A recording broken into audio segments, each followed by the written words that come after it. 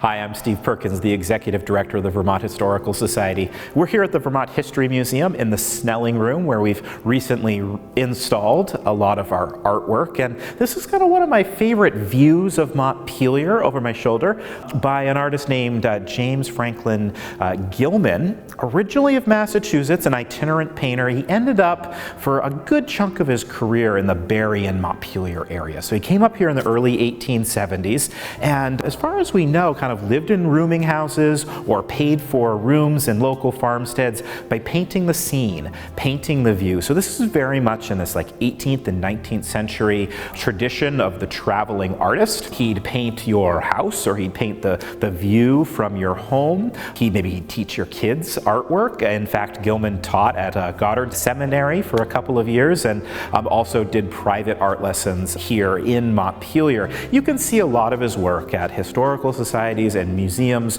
in the Central Vermont area. He worked from life. He also worked from large photographs. So you could get that sense, almost that photographic sense of the scene that he's painting. Later in life, he became involved with Christian Science, and he got to know Mary Baker Eddy, the founder of the Christian Science Church, and ended up living down in Boston, and then later outside of Boston. Painted scenes for the church, illustrations for poems and religious tracts, ultimately dying, and he's buried in Massachusetts. But certainly here in Vermont, we focus on his views of Central Vermont. And the reason I really like this painting and wanted to show it to you today is because of this view of the Capitol. So one, we often don't see views of Montpelier from this angle. Once the interstate was built, we all come flying into Montpelier on I-89, and you have this view down into the valley, and you see down onto the state capitol almost from the front of it, because the interstate's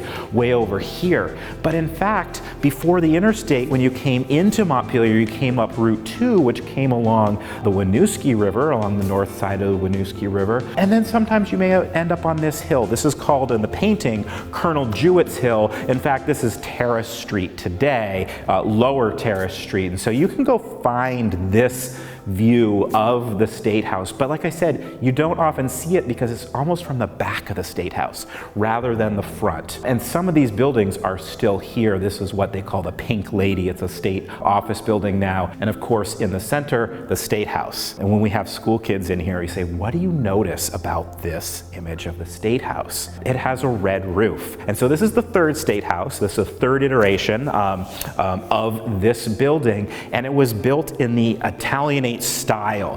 It was meant to mimic Italian domes in Italian buildings which had red tile roofs.